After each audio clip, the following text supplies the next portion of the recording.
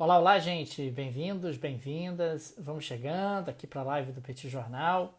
Primeira live da semana. Começamos sempre aqui no domingo à noite, já para repercutir os principais acontecimentos dos últimos dias. Lembrando que a última live foi lá no canal do By News, na quinta-feira à noite. Então hoje nós damos prosseguimento aqui ao nosso podcast. Hoje vai ser o bate-papo número 340. Estamos aqui, prontos para começar a live do domingo à noite. Gente, bem-vindos, bem-vindas, salve, salve. Vamos chegando, vamos chegando. Olha aí. E aí, Estamos aí. chefe? Opa, tudo bem, senhor? Beleza? Tranquilo? Tranquilo, domingo, né, cara? Domingão, né? Domingo é um dia bom Domingão. para fazer a live do É Petit Jornal, para ótimo. assistir a live do Petit Jornal. Coisa boa, É coisa ótimo, é boa. ótimo. Boa noite, gente. O pessoal tá chegando aí, Tanguy. É Chegando. isso. Deixa Sejam eu bem-vindos. colocar aqui a mensagem. Hoje é 340, né, Tanguy? 340, mais um número redondo aí, Daniel. Olha aí. Já, Aliás, cara, ah, essa semana agora, que dia que vai ser? Peraí. A guerra completa 6 meses, hein? eita, Não é isso? é isso. É isso, seis Rapaz, meses. Vai ser na quarta-feira. Quarta-feira completa 6 meses de guerra. vamos ter balanço, Tanguy? É isso que você tá sugerindo? Vamos ter Tô balanço na sugerindo nada. quarta-feira? Ah, Não, tá sugerindo balança. nada, não? Pô, balança não dá, né, Daniel? A gente tá falando sobre esse negócio todos os dias, cara. Balança. A Balança, gente, tá a gente doido. vai jogando as ideias Ah, aí. vai jogar. Sem combinar porra nenhuma. Aí pareceu um negócio super ensaiado. Vai que eu falo assim, eu acho que teremos. Aí o pessoal fala assim, porra, Petit Jornal é organizadão, né? Elas Ah, planejaram já que vai ter balanço o de, pessoal porra, não seis tem, não, meses. não tem ideia do nível de improviso com o qual trabalha esse podcast. O Aí, pessoal não tem ideia. inclusive botei mais uma pauta aí, hein, cara. Uma pauta que eu não te Ah, mandei porque eu acabei de ver aqui, cara. ah, Mas eu meu vou, não, Deus. não revelarei. Não O revelarei. Teng gosta de botar pauta surpresa. Eu também já botei, né? De vez em quando Várias a gente faz vezes. isso. A gente faz isso um com o outro aqui, gente. Ah, não mandei a pauta. Pauta surpresa. Resolvi, vou fazer Não, e pergunta. Daniel manda pauta surpresa assim. O que você achou das ações de Marcelo Rebelo de Souza? Ô, Daniel, que porra que é Marcelo Rebelo? Ah, é o presidente de Portugal, primeiro-ministro, chanceler. Um negócio Ah, assim. Ele sempre traz uma pauta de presidente. Portugal. Olá, Pedro Atleme comprou aqui um selo. Muito obrigado, Pedro. O pessoal está Muito chegando aqui. obrigado. Gente, comprem selos aqui nessa live para apoiar o Petit Jornal. Fica aí o convite aos amigos, às amigas. Olha aí, o pessoal chegando aqui para a live. Mas, Tanguy, é importante, né, cara? Semana passada eu encaixei 2 pautas de Angola. Isso que importa. A gente vai encaixando. Cara, mas a pauta era boa. Não, Você e tem que na semana admitir. anterior, tem A umas pauta duas era boa. semanas aí, você começou a falar sobre Angola, você contou a história de Angola inteira. Eu fiquei surpreso. Você conseguiu contar a história de Angola em coisa de 1 minuto e meio. Mas contou a É. história de Angola inteira. Pô, Inacreditável. A Mariana mas Schettini comprou selo aí. Mariana Schettini, Vivian Cairala também comprou um selo. Muito obrigado, Muito Vivian. obrigado, Vivian. Ô Tanguy, você sabe que papai fala um Você vai mundo, contar né, isso de novo, rapaz? Daniel. Você vai contar isso É, de novo, pô, Daniel. Você já falou isso 15 vezes aqui, cara. interessa, interessa. A gente fala aqui um monte de vezes. Giovanni comprou um selo. Muito obrigado, Giovanni. Giovanni Ele vai comprou um contar selo mais uma agora. vez. Gente, e o assunto Enfim, preferido. Eduardo Pereira. Ih, rapaz, Eduardo Pereira? É Eduardo Pereira? Eduardo Não, não é Eduardo Pereira. Pereira. Eduardo Pereira. Três, Muito obrigado. três selos. Muito Três obrigado, selos. Muito Eduardo. obrigado. Muito obrigado. Muito Gente, o obrigado, pessoal isso vai aí. chegando aqui para a live do Petit Jornal. Viviane, muito obrigado, Viviane, comprou um selo também. É isso, Tanguy. Pessoal, apoia o Petit Jornal comprando selos nessa live. E fica aqui a sugestão para o pessoal que nos assiste no YouTube. Depois de gravar aqui no Instagram, a live vai para o YouTube. E aí tem lá o botão Valeu. Você clica lá no Valeu. botão Valeu, Aqui embaixo. escolhe um valor e apoia o Petit Jornal. Renata Lima comprou 2 selos. Renata está sempre por aqui. Natália Moraes, advogada, também comprou um selo. Muito obrigado, Natália. O pessoal está chegando, Tanguy. Chegando aqui para a live. Macron, inclusive Começaremos já chegou já. aí, hein? Macron Macron, né, chegou. rapaz? É isso. O Ó, o Macron tá sem, Matheus tá sem Kunstler. serviço, né, cara? Porque a Tá. pessoa, a pessoa no segundo mandato já não almeja mais nada, né? Porque Não, não. já tá assim, Daniel, para ficar no Palácio do Eliseu sem pagar aluguel. Já são quatro Pô. aninhos, 5 aninhos ali sem precisar pagar aluguel. Rapaz, eu no segundo mandato, se eu tivesse no lugar do Macron, eu ia pegar só agenda de eventos. Quais os eventos que eu quero ir? né? As É isso. viagens, né? Conversar Jet com as ski. pessoas. Jet Isso. ski, carrinho Hot Wheels. É Ih, rapaz, isso. dá pra fazer um monte de coisa. É, Tainá Érica, Hard comprou selo aí. Érica também, Érica Cunha, Raquel Mendes, Miguel, comprou um selo, muito obrigado. Tainá Hart também, muito obrigado. Tainá sempre envia pautas muito boas, Ó, sugestões de Érica pauta. J. Cunha, Raquel Mendes. O pessoal tá animado hoje, Daniel. Assim que a gente gosta, cara. Pra começar bem a Poxa, semana. é bom, né, cara? Estamos falando aqui domingo, né, cara? Aqui o Petit Jornal trabalha domingo, é coisa Domingo. louca. Não é brincadeira, Coisa... não. Aqui não é Pra brincadeira, quê? não. Por Aqui que é que a gente loucura. trabalha domingo? Porque a gente grava podcast, aí a pessoa, pô, acorda segunda de manhã, quer ter um podcast para ouvir, precisa Quer estar no ter? feed da pessoa, não é Não, e é isso? justo. A pessoa tem o direito, a pessoa trabalha a semana toda e tal, para na segunda-feira, um dia Tem um difícil, um podcast para dia ouvir. complicado, ter ali uma companhia, né? Não, Então não, tá aí a não pode gente. não ter, não pode Não não ter o pode. podcast, né? Ó, o Daniel Spolier comprou selo, muito obrigado. Daniel Castro Lobo comprou. Daniel, os Daniels estão comprando selo, Daniel. Só falta você Olha comprar aí. selo aí. Muito obrigado, Daniel Castro Lobo, Daniel Spolier também. Tainá Olha aí. Hard também comprou selo, obrigado. Muito obrigado a todos vocês. É isso, Daniel. Podemos começar, cara? 22 horas e Podemos. 6 minutos. Tá bom já para começar, né, Daniel? Porra, domingo, 22 horas e 6 minutos. Pesado, Só né, o Daniel cara? para só o Daniel para fazer trabalhar nesse horário, cara. Brincadeira, não. Enfim. Vamos lá, Daniel. Vou botar para gravar aqui. Então vamos lá. Gravando aqui. Bora. Olá, gente, bem-vindos a mais um bate-papo do Petit Jornal. Esse é o episódio número 340.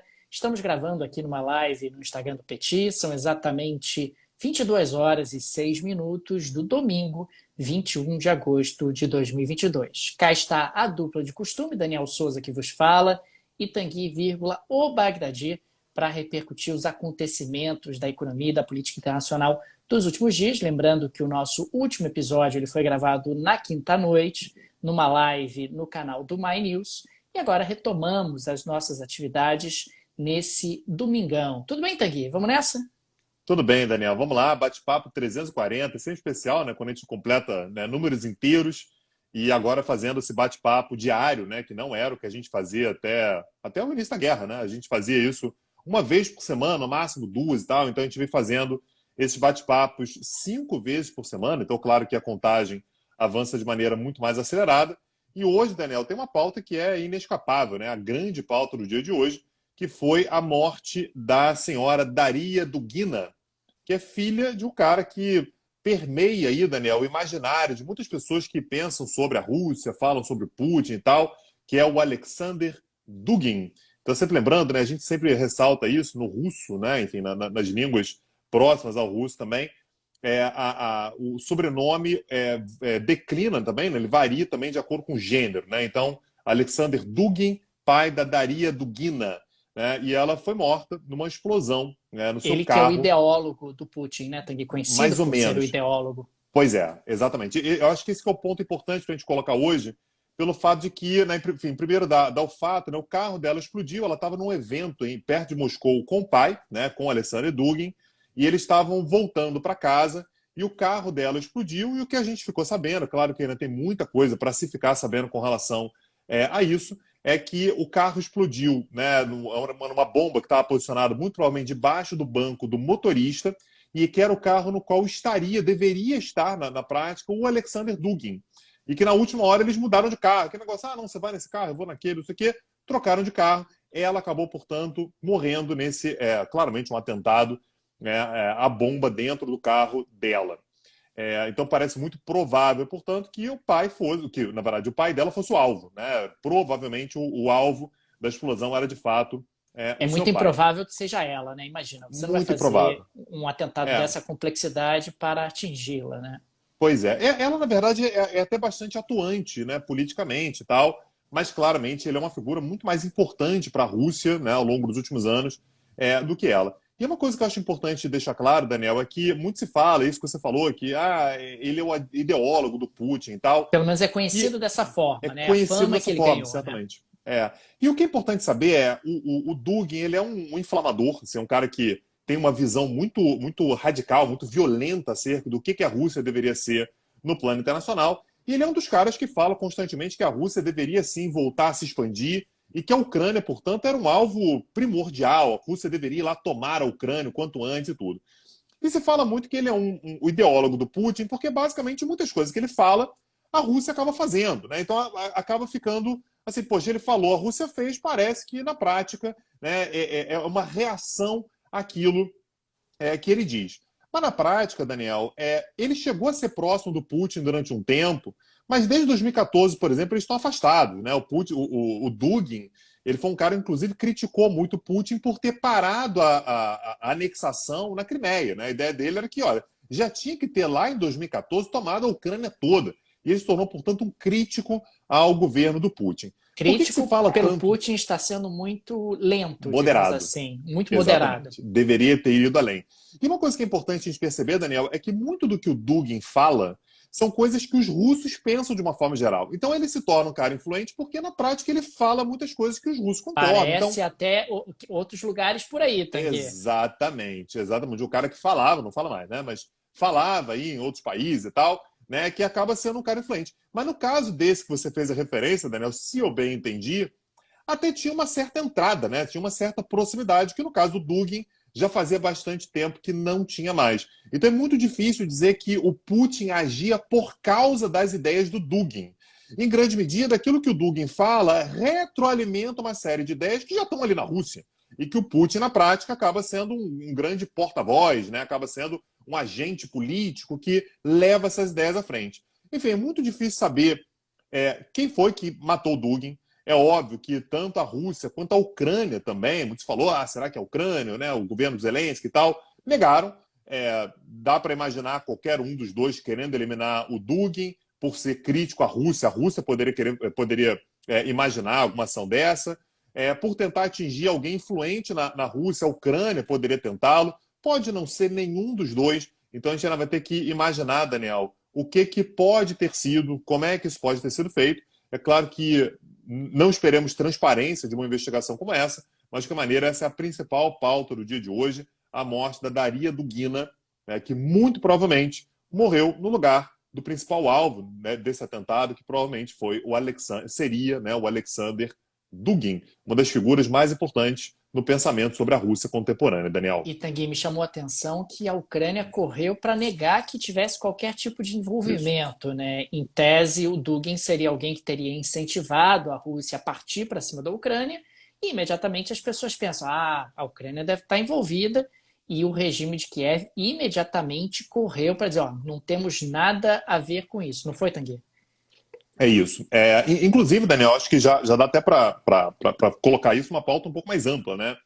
O Zelensky, ele correu, como você falou, para dizer, olha, não tivemos nada a ver com isso, não foi a gente. Inclusive o Podolyak, né, o Mikhailo Podolyak, que é um dos caras mais próximos ao Zelensky, também veio a público dizer, olha, não tem nada a ver com isso é assunto deles lá, não tem, obviamente, nenhum tipo de amor, nenhum tipo de carinho pelo Dugin, pelo Mas ele contrário, devia é um ter os cara que... inimigos dele, né? Pois Imagina. isso aí é assunto deles lá e tal. E o Zelensky, né, aproveitou para dizer, em primeiro lugar, a morte do Dugin pode ser usada pela Rússia como uma desculpa para intensificar ainda mais a guerra. Né? Então, para dizer, olha, foi a Ucrânia e, portanto, nós vamos intensificar ainda mais. E tem uma outra coisa que é importante, Daniel. No dia 24 de agosto, não apenas a guerra completa 6 meses. Quarta-feira agora. Não apenas a guerra completa 6 meses. Né? Lembrando, a guerra começou no dia 24 de fevereiro. Então, 24 de agosto, 6 meses. Como o dia 24 de agosto também é, Daniel, o aniversário de 31 anos da independência da Ucrânia diante da União Soviética. Aliás, um movimento que a Rússia também seguiu, né? Enfim, Rússia e Ucrânia, junto com Belarus, enfim, foram os três países que falaram assim, olha, gente, acabou, não tem mais União Soviética, agora a gente é independente e tal, e vai completar exatamente 31 anos. E o Zelensky disse que, olha, isso pode ser uma data marcante, junto com o atentado que seria contra o Dugin, para a Rússia tentar, eu achei curioso o termo que ele usou, né, para que a Rússia tentasse algo particularmente feio nessa data. Né? Falou também sobre os bombardeios que a Rússia vem promovendo, bombardeios pesados contra Nikopol. Nikopol é uma cidade que fica bem perto de Zaporizhia, Daniel, aquela usina nuclear, a maior usina nuclear da Europa. Enfim, então o alerta que o Zelensky fez também, perto dessa data simbólica, né, o dia 24 de agosto, Daniel. Ô Tanguy, você sabe que na última sexta-feira, a Gazprom, sempre ela, anunciou que o gasoduto Nord Stream 1 será fechado entre os dias 31 de agosto e 2 de setembro para manutenção. De De novo, novo, Daniel. Tanguy, de novo. O gasoduto está precisando de mais manutenção do que carro velho. É impressionante, porque o Nord Stream 1 é um gasoduto relativamente novo e agora vai entrar em manutenção por uma segunda vez. Lembrando que ele entrou em julho e ficou ali um longo período em manutenção durante o mês de julho e agora vai ter que fechar de novo para manutenção da única turbina que está em funcionamento. Essa manutenção vai acontecer em Portovaia, perto de São Petersburgo, como eu disse, entre os dias 31 de agosto e 2 de setembro, o que vai levar à interrupção completa do funcionamento do gasoduto e, claro, acendeu o sinal de alerta entre os países europeus, mais especificamente em relação à Alemanha, porque para que essa manutenção se alongue, para que eventualmente haja uma interrupção mais estendida do fornecimento de gás russo para os alemães, não custa. Lembrando sempre que o Nord Stream 1 tem tido, desde a sua reabertura, um fluxo de gás bastante reduzido. No atual momento, ele está enviando para a Alemanha apenas 20% da sua capacidade.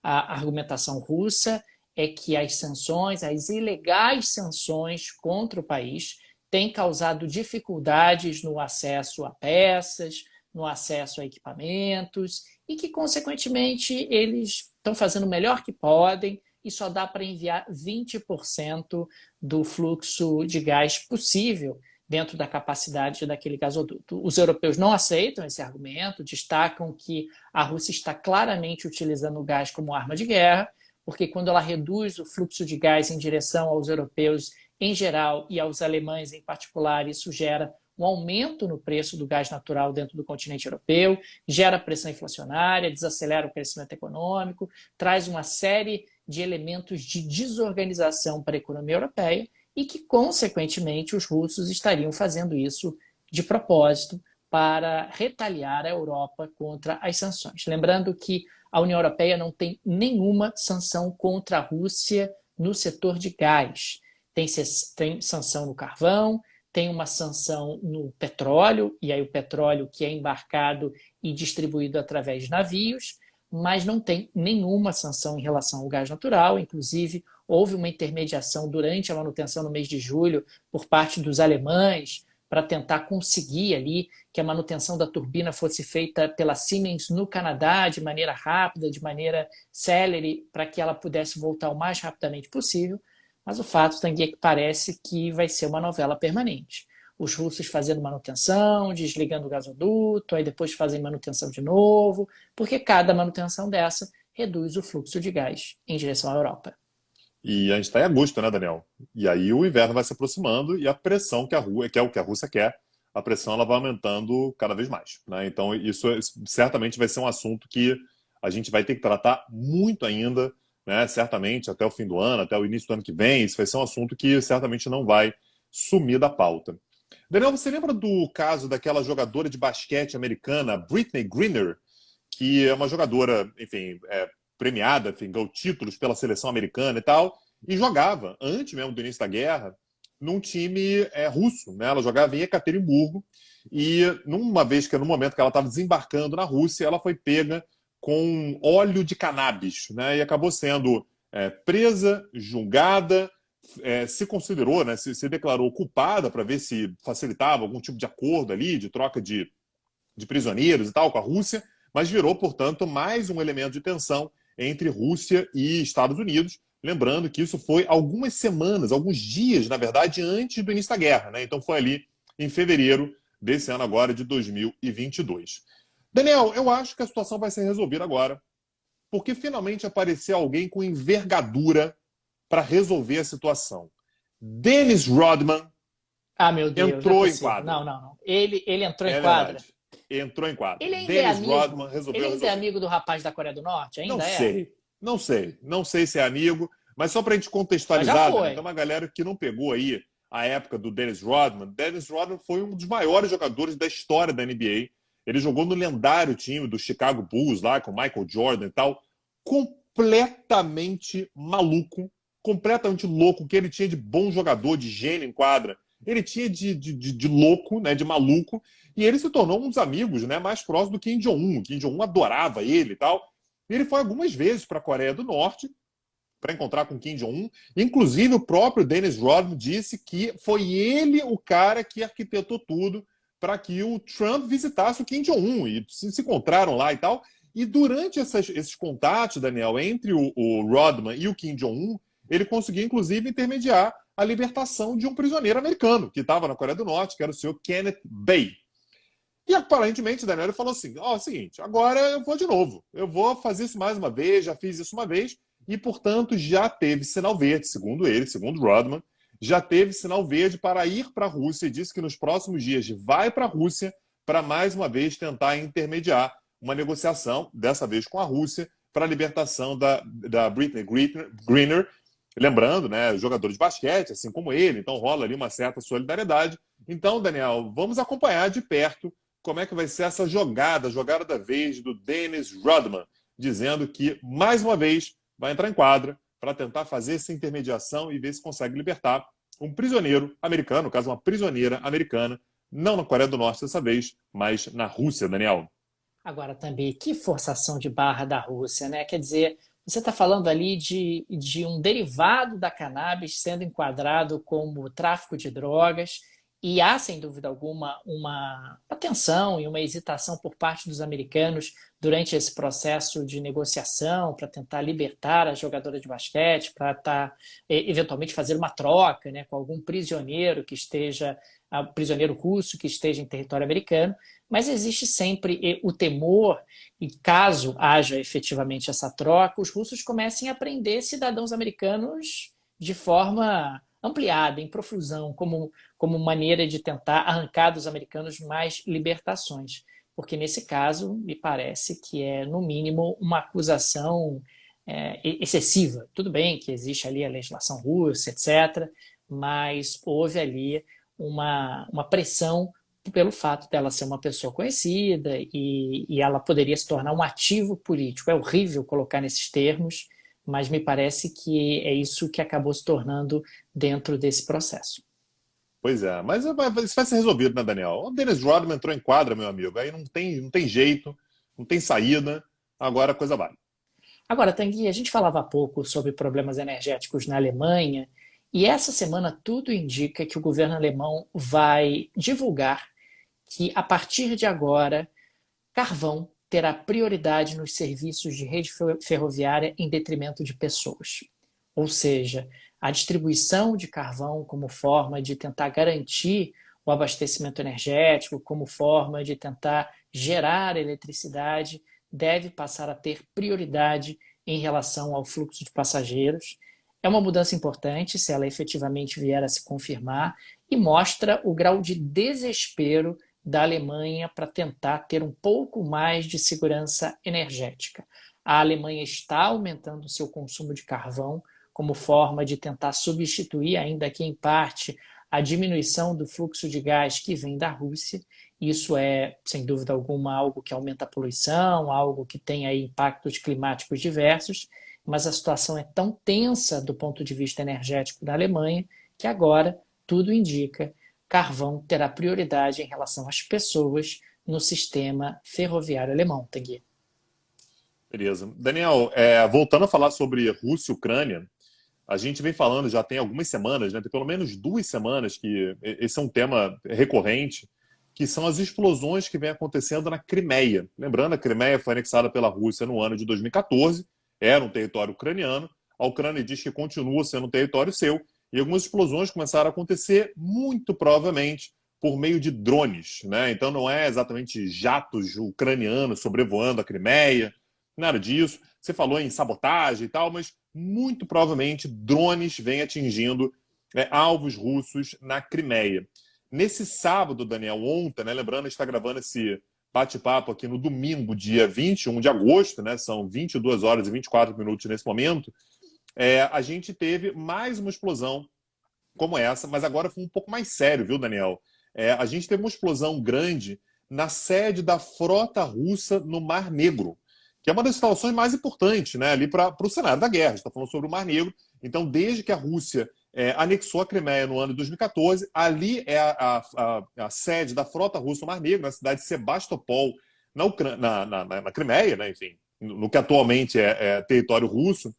E as imagens são muito curiosas, Daniel, porque se filmou, né, o drone chegando, o drone se aproxima e de repente ele dá uma guinada para baixo e atinge, sobe a nuvem de fumaça, devia ter muito provavelmente explosivos acoplados nesse drone, que foi identificado como um drone comercial, se as informações de fato se concretizarem, de cerca de US$ 9.000. Pô, Daniel, US$ 9.000 para equipamento militar é uma besteira, né? Um drone comercial, não é exatamente um equipamento militar. E a pergunta que veio, Daniel, foi por que a Rússia não conseguiu interceptar isso? Assim, a Rússia tem defesa aérea, obviamente, era mais uma instalação importante como essa, de novo, a sede da frota russa no Mar Negro. E como é que a Rússia não conseguiu impedir um ataque como esse, né? Lembrando que a Rússia já perdeu 9 aviões ou 10 aviões, o número não ficou claro, mas ali uma dezena de aviões na semana passada, com um ataque como esse que aconteceu também na Crimeia. Já perdeu um dos seus principais navios no Mar Negro, né, que foi o Moskva, a gente falou sobre isso alguns meses atrás, também atingido, sabe-se lá como, né, no Mar Negro. Então tem uma vulnerabilidade russa, né, quando a gente fala sobre essa região ali do Mar Negro, na Crimeia e tal, que chama muita atenção. E isso acontece alguns dias depois de o Putin fazer uma substituição no comando exatamente da frota do Mar Negro. É essa que sofreu o ataque. Então saiu o senhor Igor Osipov, né, deixa de ser, portanto, comandante da frota russa no Mar Negro, e quem assumiu o posto, isso aconteceu na quarta-feira da semana passada, foi o Viktor Sokolov.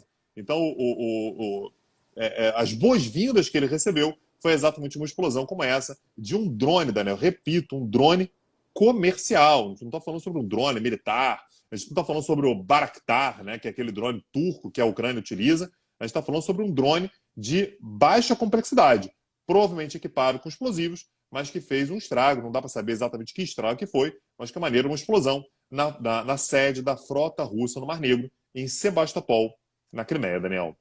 Agora, Tanguy, você sabe que o Fundo Monetário Internacional divulgou um estudo estimando que a alta nos preços do petróleo fará com que os países do Oriente Médio aumentem em 1,3 trilhão sua arrecadação com a venda do produto, do petróleo, nos próximos 4 anos. O Fundo Monetário Internacional, inclusive, prevê que o crescimento econômico no Conselho de Cooperação do Golfo, que inclui Arábia Saudita, Emirados Árabes Unidos, Kuwait, Bahrein, Catar e Omã, ele vai acelerar de 2,7%, que foi o crescimento em 2021, para 6,4%, que deve ser o crescimento nesses países em 2022. E claro, essa avalanche de dólares adicionais entrando nesses países terá impacto significativo nos fundos soberanos dos mesmos, aumentando a sua capacidade de investimentos mundo afora, aumentando o poder e o peso político desses países. E é claro que o destaque absoluto é o da Arábia Saudita. Só para a gente ter uma ideia, o Fundo Soberano da Arábia Saudita tem algo em torno de 620 bilhões de dólares e é, claro, presidido pelo Mohammed bin Salman, o príncipe herdeiro da Arábia Saudita. E só nesse ano de 2022,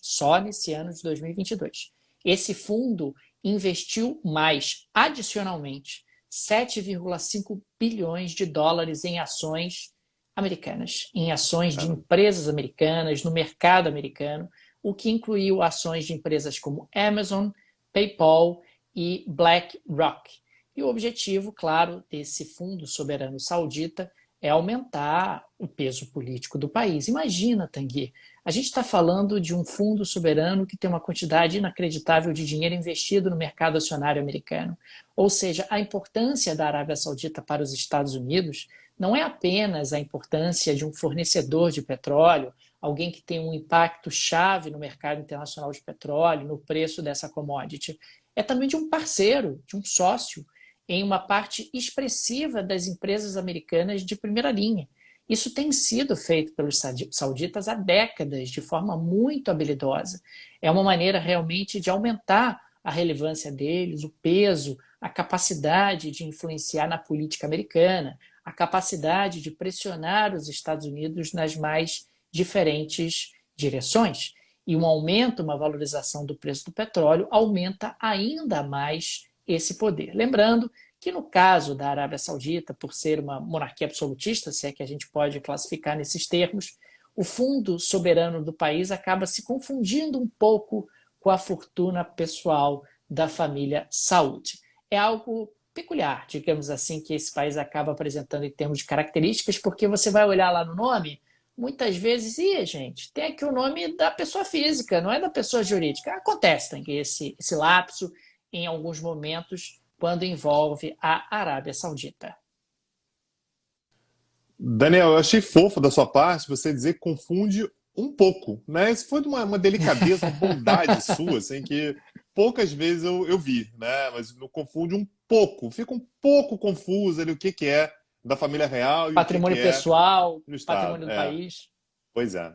Daniel, uma outra notícia importante, né, que vai ser certamente bastante discutida, um tema polêmico, né, que a gente vai ver aparecendo bastante ao longo das próximas semanas, é a ideia a ser amadurecida ainda pelo novo presidente da Colômbia, Gustavo Petro, né, do partido Colômbia Humana, que está considerando seriamente a possibilidade de descriminalizar a cocaína na Colômbia.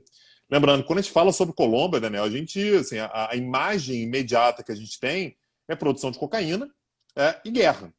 E aí algumas figuras icônicas, né, que aparecem ao longo da história colombiana, totalmente ligadas a isso, né? A Colômbia, só para a gente ter uma noção da importância que a Colômbia tem ainda hoje, quando a gente fala sobre a questão das drogas, estima-se que cerca de 90% das drogas apreendidas nos Estados Unidos sejam drogas originadas da Colômbia, né? Enfim, os Estados Unidos são o maior mercado consumidor de drogas do mundo, cerca de 90% da cocaína, especificamente, apreendida nos Estados Unidos, provavelmente vem da Colômbia. E a Colômbia, portanto, quando ela fala em descriminalizar, ela basicamente desmonta os grupos criminosos. E quando você faz isso, portanto, a própria guerra ela recua, né? Você passa a ter um mercado regulado, você passa a ter coleta de impostos. Então, o cenário ele vai ser profundamente modificado, né?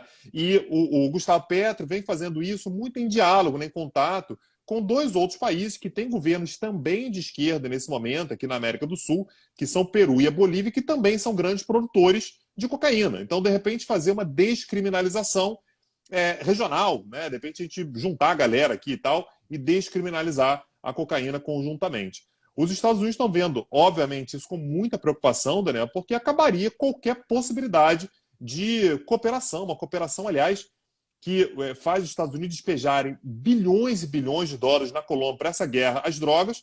E aí, Daniel, tem uma postura muito canalha dos Estados Unidos, né? Que é, olha só, Colômbia, eu vou te dar muito dinheiro aí e você vê se você faz essa guerra aí no seu território, para morrerem colombianos. Aí é com vocês. Desde que não sobre cocaína ou sobre cocaína em menor quantidade para entrar no território americano. Se o Gustavo Petro fizer isso, né, é óbvio que o comércio de cocaína ele não vai ser legalizado, mas supostamente os Estados Unidos teriam que ter um controle mais rígido dentro do território americano. Então, naturalmente, os Estados Unidos vão pressionar a Colômbia para que essa descriminalização não aconteça, mas o fato é que essa guerra às drogas, não apenas na Colômbia, hein, é um fracasso completo. É um fracasso completo. Não deu nada certo, nada avançou, não teve benefício nenhum para a Colômbia. Enfim, então é algo que o Gustavo Petro está cogitando a possibilidade, talvez, implementar ao longo do seu governo, Daniel. É importante, inclusive, Tanguy, lembrar que até o início do século XX, nos primeiros anos do século XX, a comercialização de maconha e de cocaína era liberada ao redor do mundo, incluindo o próprio Brasil. Se você não acredita ou tem curiosidade, bota no Google que você vai encontrar propagandas no Brasil do início do século XX, 1905, 1910, 1912, falando sobre os cigarros de índio, né, que era a maneira como muitas vezes os cigarros de cannabis eram referenciados, e também extratos de cocaína sendo comercializados. O próprio Freud era conhecido por consumir esses extratos de cocaína que eram permitidos, que eram comercializados de forma legal na Áustria, né, onde ele vivia. Nós tivemos, nas primeiras décadas do século XX, então, gradativamente caminhou-se para a proibição. Proibição que, no caso dos Estados Unidos, não foi apenas da maconha e da cocaína, mas também acabou incluindo o álcool que depois foi descriminalizado, mas que permaneceu proibido nos Estados Unidos por vários anos. E, aliás, o próprio fato de essas drogas serem proibidas no mundo todo é uma ação americana. Isso é uma pressão dos Estados Unidos por conta de uma base conservadora, religiosa americana e tal, que fez com que o poder americano, poder geopolítico, militar, econômico americano crescente no início do século XX, levasse o país a pressionar os outros países para que eles também proibissem. Né? Então o Brasil ele passa a ter uma postura mais proibicionista, assim como grande parte dos outros países do mundo, por conta disso, por conta de uma pressão americana. Não por acaso, exatamente logo após a Primeira Guerra Mundial, quando os Estados Unidos se torna grande potência mundial, que todas as convenções, as conferências, os debates, os diálogos internacionais vão começar a ganhar corpo. Né? Então, na prática, os Estados Unidos têm uma participação muito, muito grande nesse processo de criminalização das drogas mundo afora. Aliás, Tanguy, saiu na Deutsche Welle, no dia de hoje, que o governo alemão prepara um projeto de lei para cumprir uma das suas promessas de campanha, que diz com todas as letras, abre aspas, introduziremos a distribuição controlada de cannabis a adultos para fins recreativos em estabelecimentos licenciados, fecha aspas. Ou seja, muito provavelmente teremos a Alemanha caminhando também na direção da descriminalização do consumo de cannabis, Tanguy. Beleza. Daniel, podemos falar de Polônia? Vamos nessa. Daniel, a Polônia, a gente já falou sobre isso aqui várias vezes, ela está promovendo, isso aqui é sério, assim, sem qualquer tom de ironia, enfim, como a gente sempre brinca com a Polônia, mas ela está promovendo um processo de reestruturação das relações internacionais no leste europeu. Então a Polônia é uma visceral opositora da Rússia, uma grande aliada da Ucrânia, essa guerra vem ajudando de tudo quanto é jeito que pode se imaginar, mas a Polônia também é profundamente crítica à Europa Ocidental, muito crítica à liderança alemã e francesa, que ela considera que é mole demais, que concentra poder demais nas mãos de países que não são capazes de tomar as decisões que devem ser tomadas. Em grande medida, Daniel, isso acaba passando por uma reestruturação da própria estrutura dos seus aliados. Né? Então, um dos grupos mais importantes para a política externa polonesa desde o fim da União Soviética é o grupo de Visegrad, né, que envolve não apenas a Polônia, mas também a República Tcheca, Eslováquia e a Hungria. Só que a Hungria também entrou no rol dos inimigos, Daniel. A Hungria está sendo mole também com a Rússia, né? O Viktor Orbán tem lá suas relações com o Putin, não quer aderir às sanções e tal. Então, a Polônia ela vem buscando uma aproximação mais bilateral, tanto com a Eslováquia quanto com a República Tcheca. E isso aconteceu exatamente no fim da semana passada.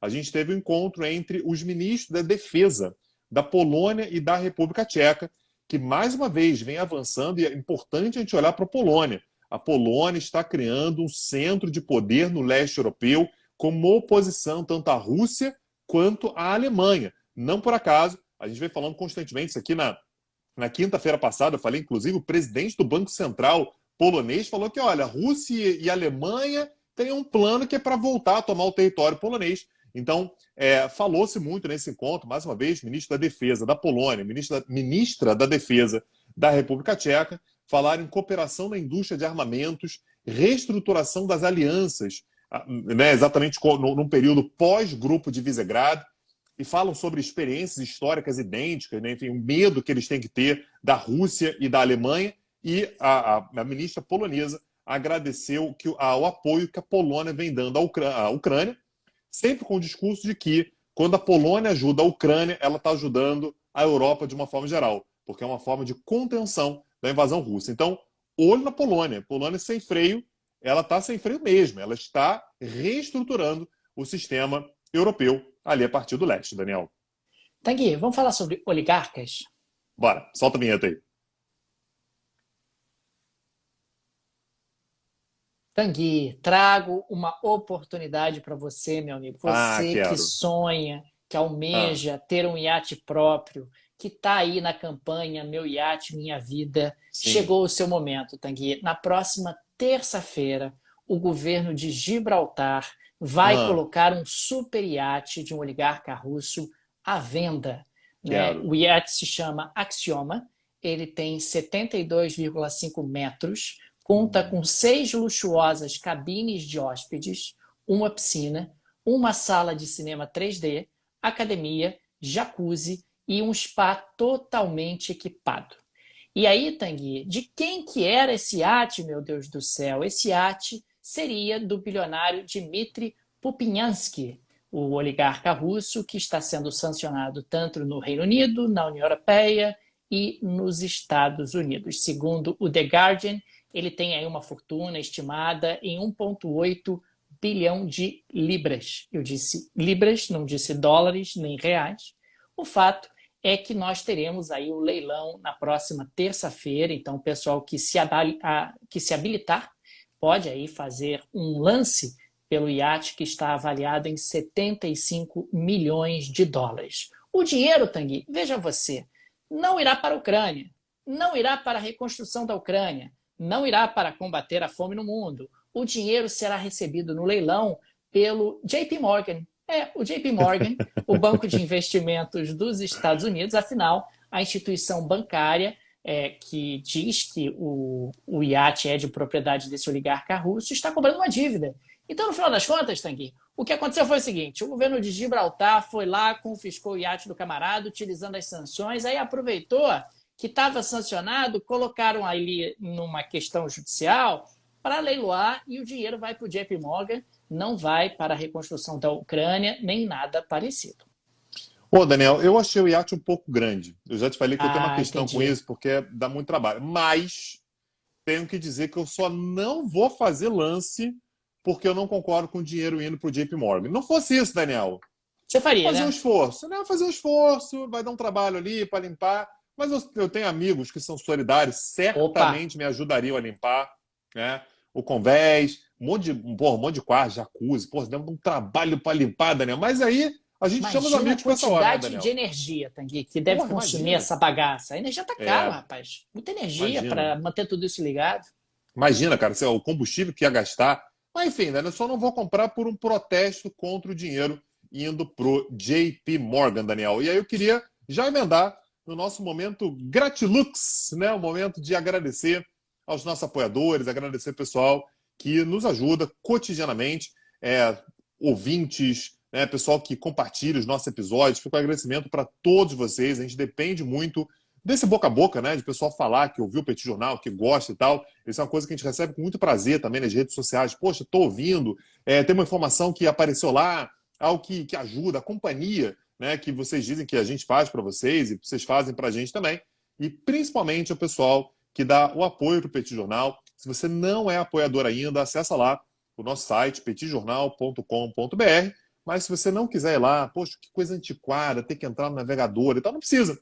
Você vai na descrição desse episódio, seja no podcast, seja no Instagram, seja no YouTube, e lá tem todas as instruções de como apoiar o Petit Jornal, e a gente recomenda, a gente pede que você nos apoie preferencialmente pela Aurelo, ainda mais levando em consideração que nesse mês agora a Aurelo está dobrando o apoio, o primeiro apoio, né, Daniel? Então, os novos apoiadores que quiserem.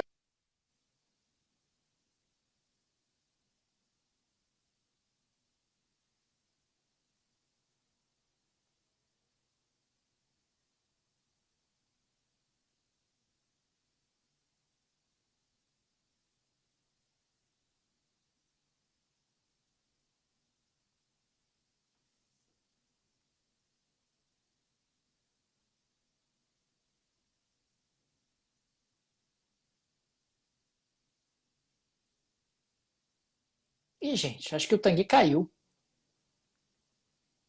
Peraí, cadê o Tanguy? Ih, gente, cadê o Tanguy? Não fui eu, gente. Não fui eu. Pois é, eu achei que eu tinha caído também. Tava aqui calado. Achei que era eu que tinha caído. Mas não, minha internet está de pé. Está de pé aqui a minha internet. É isso que eu tenho para dizer para vocês. Cadê o Tanguy? O Tanguy sumiu, gente. Cadê ele, gente? Volta aí, Tanguy. Opa, opa, opa. Sei que Tanguy, a internet do Tanguy caiu. É o que eu tenho ali a informar os amigos. Tanguy tá mandando mensagens aqui, dizendo que tá voltando. Cadê? Já vou cantar não, gente. Que isso, gente? Cantar? Que loucura é essa? Putin atacou, talvez. Pode ser.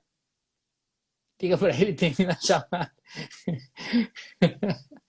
Cadê Tanguy que não pagou a internet? É isso, gente. Nós vemos aí que Tanguy, no final das contas, tô aqui, gente. Tô aqui. Tanguy caiu e eu tô aqui. Tô aqui. Tanguy foi abduzido, sumiu. Eu fiquei bem nervoso quando vi ele girando. Eu falei, ih, gente, a minha internet caiu. E no final das contas, não era eu que tinha caído. Mostrar os bibelôs. Peraí, será que ele vai voltar? Voltou? Cadê? Tá de volta ele? Opa! Fui eu. Não foi você, Daniel. Você tá absolvido hoje. Que coisa, hein? Pois é. Você terminou o seu jabá, rapaz? Terminei. Ah, então vou continuar do meu jabá, então. Beleza? Beleza, vambora.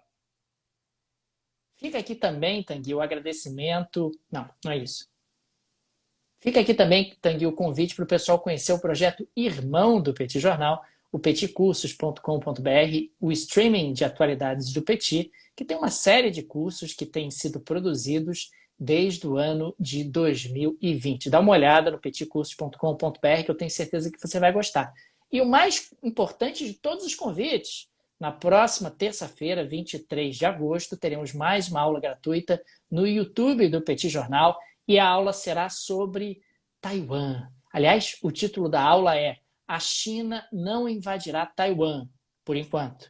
Inclusive, estamos afirmando isso, gente. Cobrem. Por enquanto, China não invadirá Taiwan e explicaremos por quê ao longo desse encontro, dessa aula gratuita, que acontecerá no YouTube do Petit Jornal na próxima terça-feira, 23 de agosto, às 21 horas, Tanguy. É isso. Daniel, então amanhã estamos de volta para o bate-papo, que acontece normalmente aqui no Instagram. Terça-feira a gente tem, portanto, um outro compromisso lá no YouTube do Petit Jornal. Daniel, um abraço, valeu. Tchau, tchau. Rapaz, você ficou girando aí a meia hora. Eu falei, ih, rapaz, pronto, minha internet caiu. Fiquei aqui, cabisbaixo, falando, vou ser humilhado. Aconteceu de novo. Aconteceu de novo, vou ser humilhado. Aí quando eu vejo, pluf, caiu o Tanguy. Eu falei, yes! Não fui eu. É isso. Hoje não foi você, cara, hoje fui eu. Aí o pessoal pedindo pra eu cantar fado. Rapaz, uma loucura isso aqui. Mas você cantou fado, Daniel? Cantei não. Porra, Daniel, que isso, cara? Não sei cantar fado não, Tanguy. Que isso, gente? Porra, Daniel, você não saber cantar fado é um problema sério, hein, cara? Não sei, cara. Não sei cantar fado não, cara. É mesmo? Sei não, bicho. Mas você gosta de fado, cara? Você ouve fado? Cara, eu ouço. É bom, cara. É bom, possível, coisa Daniel. boa. É Não bom, possível, cara. Tô te falando que é bom, rapaz. Gente, deixa eu contar pra vocês. Quando eu conheci o Daniel, muitos anos atrás, o Daniel era carioca. Você olhava pra ele e falava assim, é uma pessoa do Rio de Janeiro. O Daniel está se tornando progressivamente um lusitano. Não é verdade, não é verdade. Não é verdade isso, não é verdade. Não é verdade não, não é verdade não. Você ouve fado, Daniel? Ninguém bota fado pra ouvir com menos de 60 anos, Daniel. Pô, gente, tem aqui no meu streaming de músicas, tem vários fados marcados, com favoritados pra ouvir, pra tocar. Tem, rapaz. A Amália Rodrigues é espetacular, rapaz. A Amália Rodrigues é boa demais, gente. Daniel, eu duvido que você ouça. Eu tô falando de verdade, eu duvido que você ouça. Eu duvido, não é possível. Nem é você, estou a fim de ouvir um fado hoje. Não é possível. Nem em Portugal se ouve fado, Daniel. Fado é coisa de restaurante turístico, cara. Não ouve, cara, isso é mentira. Ali na Alfama se ouve, rapaz. Ali na Alfama se ouve. Tem uma velhinha lá que canta ali na Alfama. O Tanguy. Opa. Tá bom, né? Por hoje tá bom. Tá bom, a Paula comprou selo aí. Cara, uma galera comprou selo durante a live, cara. Durante a gravação aí. Uma galera comprou selo. Muito obrigado, pessoal, que comprou selo aí pra gente. Amanhã estamos de volta, né, Daniel? Amanhã estamos de volta, gente. Um abraço para vocês. Valeu. Tchau, tchau. Tchau, gente.